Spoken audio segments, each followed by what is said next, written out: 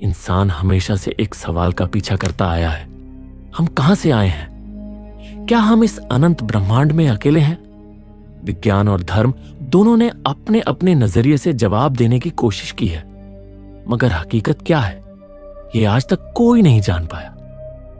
लेकिन एक दिन कुछ वैज्ञानिक ऐसी खोज करते हैं जो इन सवालों के जवाब देने का दावा करती है। एक रहस्यमयी नक्शा जो इंसान को ले जाता है एक दूर के अनजाने ग्रह की ओर। हो सकता है वहीं कहीं हमारे अस्तित्व का रहस्य छिपा हो, पर जो सच वहां छुपा है वह इतना गहरा और डरावना है कि वह उन सब की जिंदगी बदल कर रख देगा। हजारों साल पहले की दुनिया में एक अनोखा प्राणी जो इंसान जैसा दिखता है एक ऊंची चट्टान पर खड़ा होता है। उसके हाथ में एक अजीब सा पात्र है जिससे वो एक गाढ़ा काला लिक्विड पीता है। जैसे ही वो लिक्विड उसके भीतर जाता है उसका शरीर अंदर से टूटने बिखरने लगता है। उसका हर अंग हर कोशिका धीरे धीरे गलने लगती है और देखते ही देखते उसकी पूरी देह टुकड़ों में बिखरकर नदी या समुद्र की गहराइयों में समा जाती है। पास में एक विशाल स्पेसशिप दिखती है जो वापस उड़ान भर रही है। शायद वही इसे यहां छोड़ गई थी। जैसे जैसे उसका शरीर पानी में घुलता है वहां कुछ रहस्यमयी रासायनिक प्रक्रिया शुरू हो जाती है और उस जल में कुछ ऐसा जन्म लेता है जो इंसान के डीएनए जैसा लगता है। यही वो क्षण है जिसे मानव जीवन की शुरुआत कहा जाता है। कहानी अचानक 2089 के स्कॉटलैंड के पहाड़ों की ओर बढ़ती है, जहां एक प्राचीन गुफा में दो पुरातत्वविद एलिजाबेथ और उसका पति चार्ली एक रहस्यमयी खोज करते हैं। वहां एक पुरानी दीवार पर बनी तस्वीर में एक इंसान जैसा विशाल प्राणी अपने भगवान की पूजा करता दिखता है। उसका हाथ आसमान की ओर उठा है जहां 3 रहस्यमय ग्रह नजर आते हैं। जैसे ही एलिजाबेथ इस चित्र को देखती है उसकी आंखों में एक चमक आ जाती है। ऐसा लगता है जैसे वो अपने जीवन भर की खोज के करीब पहुंच चुकी हो। सीन शिफ्ट होता है इस बार साल 2099 में। एक विशाल अंतरिक्ष यान प्रोमीथियस अपने मिशन पर रवाना हो चुका है। इस जहाज में कुल 17 क्रू मेंबर्स हैं, जिनमें एलिजाबेथ और चार्ली भी शामिल है। लेकिन इस जहाज पर एक और शख्स है जो बिल्कुल इंसान की तरह दिखता है, पर है एक एआई रोबोट डेविड। उसे बनाया है वेलन कॉर्पोरेशन ने, जो इस मिशन के पीछे की ताकत है। इस कंपनी का मालिक है पीटर वेलन, एक शक्तिशाली इंसान जिसने इस पूरी खोज के लिए अपनी दौलत दांव पर लगा दी है। जहाज के भीतर सभी क्रू मेंबर्स गहरी नींद में हैं, क्रायो स्लीप में। ये एक ऐसा उन्नत तकनीक है जिसमें इंसान सालों तक बिना बूढ़ा हुए सो सकता है। लेकिन डेविड एक रोबोट होने के नाते इस नींद से परे है। वह जहाज की निगरानी कर रहा है, हर सिस्टम को चेक कर रहा है। अचानक जहाज में अलार्म बजता है। यह संकेत है कि वे अपने गंतव्य के बेहद करीब पहुंच चुके हैं। अब वो ग्रह सामने दिखाई दे रहा। जैसे ही जहाज उस ग्रह के कक्ष में प्रवेश करता है क्रायो स्लीप चैम्बर्स खुलने लगते हैं और एक एक करके सभी सदस्य जागने लगते हैं। लंबी नींद के बाद शरीर थोड़ा कमजोर होता है, मगर कुछ ही देर में सब सामान्य हो जाते हैं। यहाँ हमें मिलती है मेडिथ, इस मिशन की इंचार्ज। जहाज पर उसका हुक्म अंतिम है और कोई भी उसकी बात को अनसुना नहीं कर सकता। वो कोई और नहीं बल्कि पीटर वेलन की बेटी है, उस इंसान की जिसने ये मिशन शुरू किया। मेरेडिथ सभी को 2 खास लोगों से मिलवाती है, एलिजाबेथ और चार्ली, वही वैज्ञानिक जिन्होंने स्कॉटलैंड की पहाड़ियों में वो रहस्यमयी पेंटिंग्स खोजी थी। अब उनका सपना साकार होने वाला है, पर जो अनुभव वे करने वाले हैं उसके लिए शायद कोई भी तैयार नहीं है। एलिजाबेथ और चार्ली ने ही इस ग्रह की ओर इशारा करने वाली दिशा का पता लगाया था। उनकी रिसर्च पर वेलन कॉर्पोरेशन ने भरोसा जताया और इस मिशन के लिए धन दिया। लेकिन इस पूरी यात्रा का असली दिमाग था खुद पीटर वेलन। वो केवल एक बिजनेसमैन नहीं था, उसने डेविड को अपने हाथों से बनाया था। एक ऐसा रोबोट जो इंसान से कहीं ज्यादा होशियार था, जो ना बूढ़ा होगा और ना कभी मरेगा। शायद इसी वजह से पीटर खुद को एक क्रिएटर समझने लगा था। लेकिन एक सवाल उसे चैन नहीं लेने देता था, हमें किसने बनाया? हमारा असली निर्माता कौन है? पीटर अब एलिजाबेथ और चार्ली को बाकी क्रू से मिलवाकर चला जाता है। फिर चार्ली और एलिजाबेथ बाकी क्रू को बताते हैं कि स्कॉटलैंड की एक गुफा की पेंटिंग, लेकिन यह अकेली जगह नहीं थी जहां ये चित्र मिले। दुनिया के अलग अलग हिस्सों में पुरातत्वविदों ने ऐसे ही संकेत पाए। हर जगह एक विशाल प्राणी अपने हाथ से आकाश की ओर इशारा कर रहा था और आकाश में 3 कभी 5 ग्रहों की आकृतियां बनी थी। इन संकेतों ने एलिजाबेथ और चार्ली को यह यकीन दिला दिया कि ये प्राणी केवल काल्पनिक नहीं है, हो सकता है वे ही हमारे निर्माता हों। शायद उन्होंने ही ये चिन्ह छोड़े ताकि इंसान एक दिन उन्हें खोज पाए। और अब उस लंबी यात्रा के बाद प्रोमीथियस नाम का जहाज पहुंच चुका है, वहां जहां शायद मानवता के जन्म की कहानी छिपी है। जैसे ही स्पेसशिप उस रहस्यमयी प्लेट के एटमॉस्फेयर में दाखिल होती है, ऊपर से नजारा किसी स्वर्ग जैसा महसूस होता है। शांति, खूबसूरती और एक अलौकिक चमक। हर चीज इतनी परफेक्ट लग रही थी जैसे किसी पेंटिंग का हिस्सा हो। लेकिन तभी चार्ली की नजर एक ऐसी चीज पर पड़ती है जो सारा भ्रम तोड़ देती है। एक सीधी चमचमाती सड़क। अगर ये प्लेट नेचुरली बना होता तो वहां इस तरह की रोड कभी नहीं होती। उसके बगल में एक डोम शेप का स्ट्रक्चर खड़ा था जो साफ तौर पर आर्टिफिशियल लग रहा था, मतलब किसी ने इसे अपने हाथों से बनाया था। ये देखकर पूरे क्रू की धड़कनें तेज हो जाती है। उन्हें लगने लगता है कि शायद वो जवाब जो वो ब्रह्मांड में ढूंढते फिर रहे हैं इस डोम के अंदर छुपा हो। बिना कोई वक्त बर्बाद किए स्पेसशिप को वहीं लैंड कराने का फैसला होता है। लेकिन इस डोम के अंदर क्या है, ये कोई नहीं जानता। जैसे ही स्पेसशिप जमीन को छूती है, सारे क्रू मेंबर्स तेजी से बाहर निकलते हैं और अपनी व्हीकल्स में बैठकर डोम की तरफ रवाना हो जाते हैं। लेकिन जितना वो करीब जा रहे थे, उतनी ही ये जगह और ज्यादा अजीब लगने लगती है। डोम के ठीक सामने पहुंचकर सब कुछ और भी रहस्यमयी महसूस होता है। हर कोई अपनी डिवाइसेस से अंदर के माहौल को स्कैन करने लगता है। चार्ली वहीं एक कोने में रुक जाता है क्योंकि उसे हवा में कुछ अलग सा महसूस होता है। वो धीरे से अपना हेलमेट उतारता है और जैसे ही सांस लेता है उसकी आंखों में चमक आ जाती है। यहाँ की हवा बिल्कुल धरती जैसी है, शुद्ध ऑक्सीजन से भरी हुई। वो खुशी से चिल्ला उठता है क्योंकि इसका मतलब था यहाँ इंसान या इंसान जैसे किसी और जीव के रहने की व्यवस्था पहले से है। इतने में डेविड की नजर एक दीवार पर लिखी अजीब सी भाषा पर पड़ती है। बाकी किसी के लिए यह अनजान लिपि थी, लेकिन डेविड जो कि एक एडवांस्ड एआई है उसे आसानी से पढ़ लेता है। वो जैसे ही हाथ उस पर रखता है, अचानक दीवार पर एक होलोग्राफिक वीडियो प्ले हो जाता है। उस वीडियो में कुछ अजीब विशाल जीव दिखाई देते हैं, इंसानों जैसे, लेकिन कद में कहीं बड़े। वो बेतहाशा एक दूसरे को धक्का देते हुए भाग रहे होते हैं जैसे किसी खतरे से जान बचा रहे हो। लेकिन उनमें से एक जीव भाग नहीं पाता और उसकी मौके पर ही मौत हो जाती है।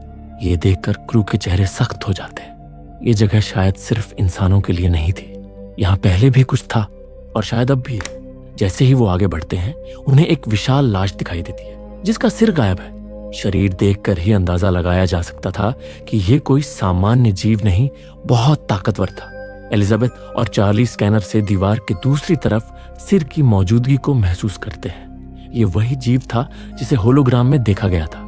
एलिजाबेथ को यकीन हो जाता है कि ये वही है जिन्हें इंजीनियर्स कहा जाता है। वो प्राणी जो इंसानों के क्रिएटर हो सकते हैं। वो तुरंत सैंपल कलेक्ट करवाती है। टेस्ट के बाद पता चलता है कि ये जीव लगभग 2000 साल पहले मरा था। इसका मतलब था कि यहाँ 2000 साल पहले कुछ ऐसा हुआ जो इनका अंत बन गया। डेविड उस रहस्यमयी भाषा को और गहराई से पढ़ता है। उसके चेहरे पर गंभीरता उतर आती है क्योंकि दीवार पर साफ शब्दों में चेतावनी लिखी थी, इस दरवाजे को कभी मत खोलना।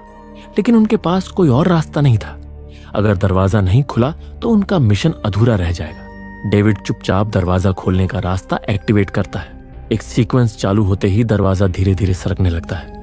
उसके पीछे का दृश्य और भी ज्यादा डरावना था। सिर्फ कटा हुआ सिर ही नहीं, बल्कि और भी खौफनाक चीजें थी जो किसी गहरे अंधेरे राज का संकेत दे रही थी।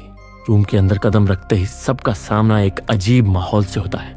कहीं पर अजीब स्ट्रक्चर, कहीं पर जैविक अवशेष। तभी उनकी नजर एक विशाल चेहरे की मूर्ति पर पड़ती है जो और भी ज्यादा कंफ्यूजन बढ़ा देती है। दीवार के पीछे कुछ अजीब मसल्स दिखाई देते हैं। जैसे ही क्रू उन्हें गौर से देखने लगता है, वो धीरे धीरे मूव करने लगते हैं। सभी को लगता है कि उनके आने से इस जगह का तापमान बढ़ गया है और जैसे ही टेम्परेचर इंक्रीज होता है, सब कुछ पिघलने लगता है। इसी बीच स्पेसशिप से कैप्टन जानेक रेडियो पर वार्न करता है, एक खतरनाक डस्ट स्टॉर्म उनकी तरफ बढ़ रहा है। ये सिर्फ हवा नहीं थी, इसमें सिलिकॉन पार्टिकल्स मौजूद थे जो किसी भी मटेरियल को मेल्ट कर सकते थे, इवन उनके सूट्स को भी।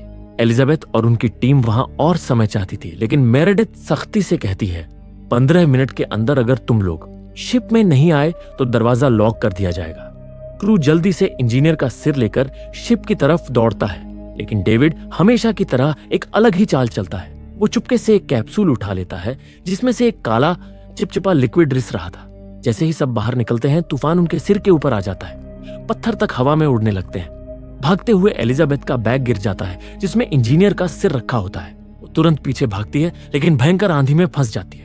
चार्ली बिना एक सेकंड गंवाए उसके पीछे दौड़ता है, लेकिन तूफान की ताकत इतनी भयानक थी कि दोनों एक तरफ उड़कर गिर जाते हैं। तभी डेविड शांति से एक रोप लेकर बाहर आता है और दोनों को खींचकर वापस शिप में ले आता है। स्पेस में वैज्ञानिक इंजीनियर के सिर को रिवाइव करने की कोशिश करते हैं, लेकिन जैसे ही प्रोसेस चालू होती है अंदर प्रेशर बढ़ जाता है और एक जबरदस्त केमिकल रिएक्शन में सिर फट जाता है। लेकिन उससे पहले वो उसका डीएनए सैंपल ले लेते हैं और जब उसे इंसानी डीएनए से मिलाया जाता है तो रिजल्ट सबको चौंका देता है। दोनों डीएनए एकदम आइडेंटिकल थे। क्या सच में ये हमारे क्रिएटर थे? उधर डेविड एक और एक्सपेरिमेंट में जुटा था। उसने जो ब्लैक लिक्विड चुराया था उसे वह चार्ली के ड्रिंक में चुपचाप मिला देता है। रात होते ही चार्ली एलिजाबेथ के पास जाता है। यहाँ एक इमोशनल मोड आता है। एलिजाबेथ कभी मां नहीं बन सकती, लेकिन चार्ली को यह कभी भी मायने नहीं रखता था। वो दोनों एक दूसरे के और करीब आ जाते हैं। सुबह होते ही चार्ली की आंखें अजीब तरीके से लाल हो जाती हैं। उसके शरीर में कुछ अजीब बदलाव महसूस होने लगते हैं, लेकिन वो इग्नोर करता है और बाकी क्रू के साथ डोम में जाने की तैयारी करता है। लेकिन वहां पहुंचते ही सब हैरान रह जाते हैं। दरअसल थोड़ी देर पहले जब तूफान आया था तब बाकी क्रू तो वापस शिप पर आ गए थे, लेकिन फिफील्ड और मिलबर्न रास्ता भटक गए और उन्हें डोम के अंदर ही शरण लेनी पड़ी। लेकिन फिफील्ड और मिलबर्न उन्हें कहीं नहीं दिखे। थोड़ा ढूंढने पर उन्हें फिफील्ड का शरीर जमीन पर पड़ा मिलता है। वो जैसे ही उसके शरीर को सीधा करते हैं तभी उसके मुंह से सांप जैसी कोई चीज तेजी से बाहर निकलती है और गायब हो जाती है। इसी बीच चार्ली की तबीयत भी बिगड़ने लगती है। सब घबराकर जल्दी जल्दी शिप की ओर लौटने लगते हैं। वहीं दूसरी तरफ डेविड उस विशाल डोम का एक नया हिस्सा खोज निकालता है। वो एक ऐसी जगह पर पहुंचता है जहां कई सारे कंटेनर एकदम व्यवस्थित तरीके से रखे हुए होते हैं, जैसे कोई इन्हें बहुत सोच समझकर यहां जमा करके गया हो।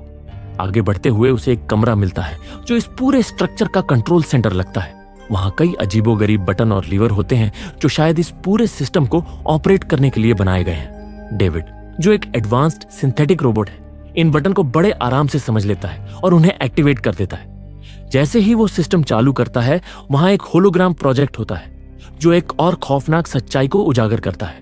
ये होलोग्राम दिखाता है कि इंजीनियर्स का असली मिशन क्या था। वे इंसानों की दुनिया में कुछ खास मकसद से आने वाले थे, लेकिन किसी कारणवश वे यहाँ फंस गए और अपनी योजना को अंजाम नहीं दे पाए। ये देखकर डेविड और भी गहराई से रिसर्च करता है और उसे एक स्लीपिंग चैम्बर मिलता है जिसमें आज भी एक इंजीनियर गहरी नींद में सोया हुआ है। दूसरी तरफ टीम के बाकी सदस्य ये सब देखकर डरे हुए हैं क्योंकि अब तक किसी को समझ नहीं आ रहा कि असल में यहाँ चल क्या रहा है। इसी बीच सब वापस शिप की तरफ लौटने लगते हैं क्योंकि चार्ली की तबीयत अचानक तेजी से बिगड़ने लगती है। जैसे ही वे शिप तक पहुंचते हैं, मेरेडिथ, जो वहां की कमांडर है, उन्हें शिप में आने से मना कर देती है। उसे डर है कि चार्ली किसी खतरनाक वायरस से संक्रमित हो चुका है और अगर वो वायरस शिप में पहुंच गया तो सबकी जान खतरे में पड़ सकती है। धीरे धीरे चार्ली का शरीर काला पड़ने लगता है। उसके शरीर में अजीब बदलाव आने लगते हैं, जैसे वो एक ज़ॉम्बी बनता जा रहा हो। चार्ली खुद महसूस करने लगता है कि अब उसका अपने शरीर पर कोई कंट्रोल नहीं रह गया है। ये सब देखकर वो खुद आगे बढ़कर कहता है कि उसे जला दिया जाए, वरना वो सबके लिए खतरा बन जाएगा। मेरेडिथ बिना वक्त गंवाए उस पर आग लगा देती है और चार्ली तड़पते हुए जिंदा जल जाता है। एलिजाबेथ को एक अलग कमरे में क्वारंटीन किया जाता है ताकि देखा जा सके कि कहीं उसके अंदर भी कोई वायरस तो नहीं घुस गया। तभी डेविड उसे एक चौंकाने वाली बात बताता है। उसके शरीर में वायरस तो नहीं मिला, लेकिन उसके पेट में एक बच्चा पल रहा है जो 3 महीने का हो चुका है। ये सुनते ही एलिजाबेथ की रूह कांप जाती है। वो जानती थी कि वो कभी मां नहीं बन सकती और अभी तो उसे चार्ली से संबंध बनाए सिर्फ 10 घंटे ही हुए थे। कुछ देर बाद एलिजाबेथ को पेट में तेज दर्द महसूस होता है। ऐसा लगता है जैसे उसके अंदर कुछ बहुत तेजी से बढ़ रहा हो, जैसे कोई परजीवी उसकी देह को अंदर से चीर रहा हो। उसे समझ में आ जाता है कि कुछ बहुत बड़ा और बहुत गलत हो रहा है। वो भागने की कोशिश करती है, लेकिन डेविड उसे एक इंजेक्शन दे देता है जिससे वो बेहोश हो जाती है।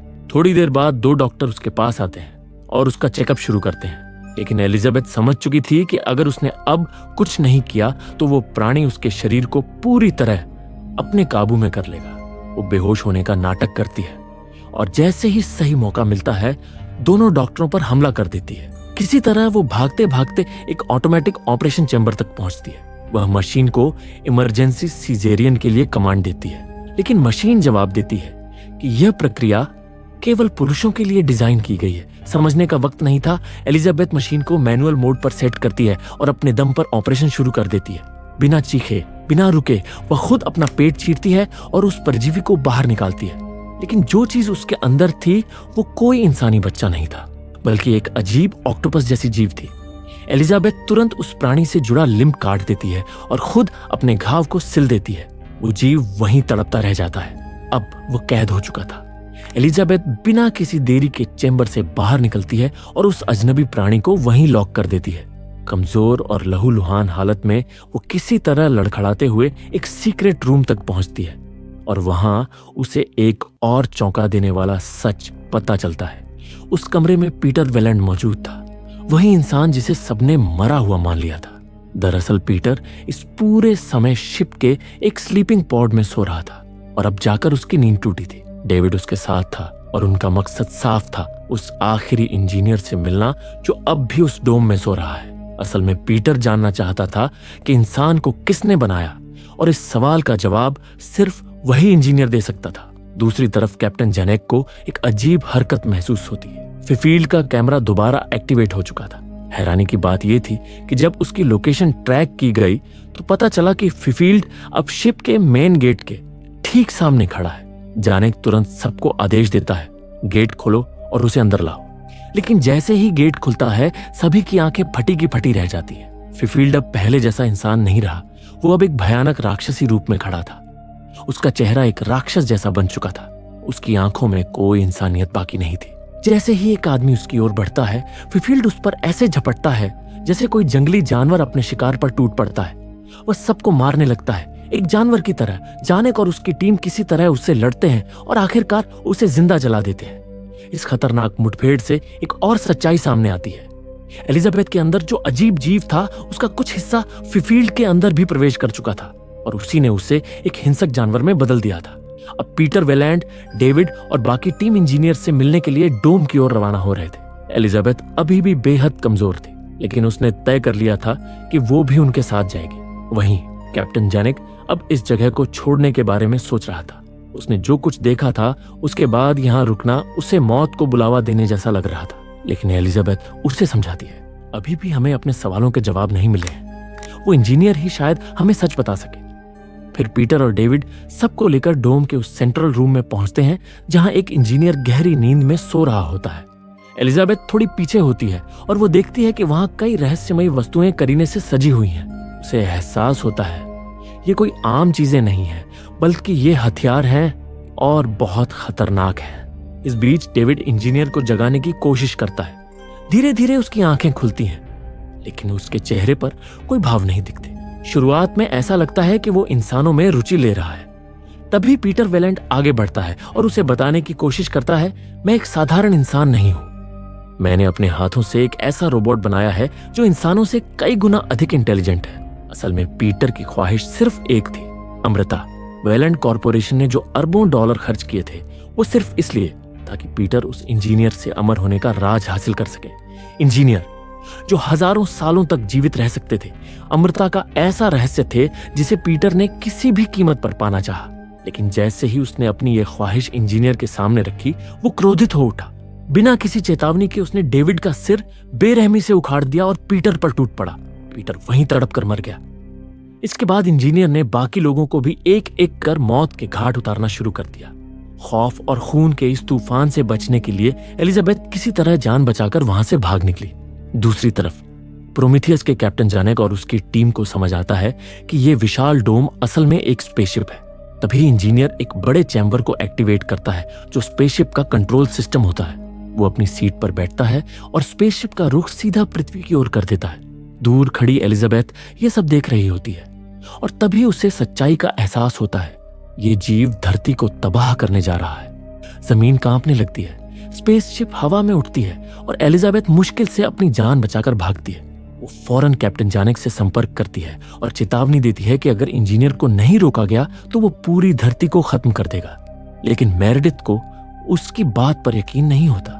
वो कैप्टन से कहती है कि चलो इस स्पेसशिप को लेकर वापस धरती लौट चलते हैं। जानेक उसे केवल 60 सेकंड देता है कि अगर वो जान बचाना चाहती है तो सेफ्टी चैम्बर में चली जाए। मेरेडिथ समझ जाती है कि अब उसकी बात कोई नहीं मानेगा और तेजी से एक अलग चैम्बर में चली जाती है जो मुख्य शिप से अलग हो सकता था। इसी दौरान इंजीनियर की स्पेसशिप पूरी ताकत के साथ हवा में उठ रही होती है और प्रोमेथियस भी टेक ऑफ कर लेता है। जानेक समय रहते मेरेडिथ को अलग कर देता है। फिर वो और उसकी टीम एक दूसरे की आंखों में देखते हैं, मुस्कुराते हैं और अपने प्राणों की आहुति देने का निर्णय ले लेते हैं। बिना किसी और विकल्प के वो प्रोमेथियस को सीधा इंजीनियर की स्पेसशिप से टकरा देते हैं। एक विशाल विस्फोट होता है, दोनों शिप्स जलकर गिरने लगती हैं, धरती जैसे हिल उठती है। एलियन स्पेसशिप का एक विशाल हिस्सा मेरेडिथ पर गिरता है और वो दर्दनाक मौत मरती है, लेकिन एलिजाबेथ किसी तरह बच जाती है, मगर उसका ऑक्सीजन खत्म होने वाला होता है। वह दौड़ते हुए स्पेसशिप की तरफ जाती है ताकि रिवील कर सके। अंदर पहुंचते ही उसे कुछ अजीब आवाजें सुनाई देती हैं। अपने डर को दबाते हुए वो एक कुल्हाड़ी हाथ में लेकर आगे बढ़ती है। जब वो ऑटोमेटिक ऑपरेशन चैम्बर के पास पहुंचती है तो उसके होश उड़ जाते हैं। उसके पेट से निकला अजीब सा एलियन अब इतना बड़ा हो चुका है कि एक राक्षसी शक्ल ले चुका है। वो कमरे में कैद है लेकिन बाहर निकलने की कोशिश कर रहा है। तभी एलिजाबेथ को डेविड का टूटा हुआ शरीर दिखता है, लेकिन हैरानी की बात यह है कि वो अब भी बात कर सकता है। डेविड रेडियो पर एलिजाबेथ को बताता है कि इंजीनियर अब भी जिंदा है और उसे खत्म करने आ रहा है। तभी अचानक इंजीनियर एलिजाबेथ के सामने आ खड़ा होता है। वो उस पर हमला करने ही वाला होता है कि एलिजाबेथ तुरंत पास वाले दरवाजे को खोल देती है। वहां से वो भयानक एलियन बाहर निकलता है और सीधा इंजीनियर पर टूट पड़ता है। कुछ ही पलों में वो राक्षस इतना विशाल हो चुका होता है कि इंजीनियर की ताकत भी उसके आगे बौनी पड़ जाती है।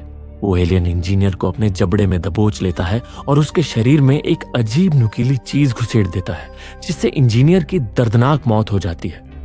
अब एलिजाबेथ इस अजनबी और वीरान ग्रह पर अकेली बची होती है। तभी डेविड उससे मदद का प्रस्ताव रखता है, लेकिन एलिजाबेथ अब भी उस पर भरोसा करने को तैयार नहीं होती। डेविड उसे यकीन दिलाता है कि वो इंजीनियर्स की भाषा पढ़ सकता है और इस ग्रह पर और भी स्पेसशिप्स हैं जिनसे वो धरती लौट सकती है।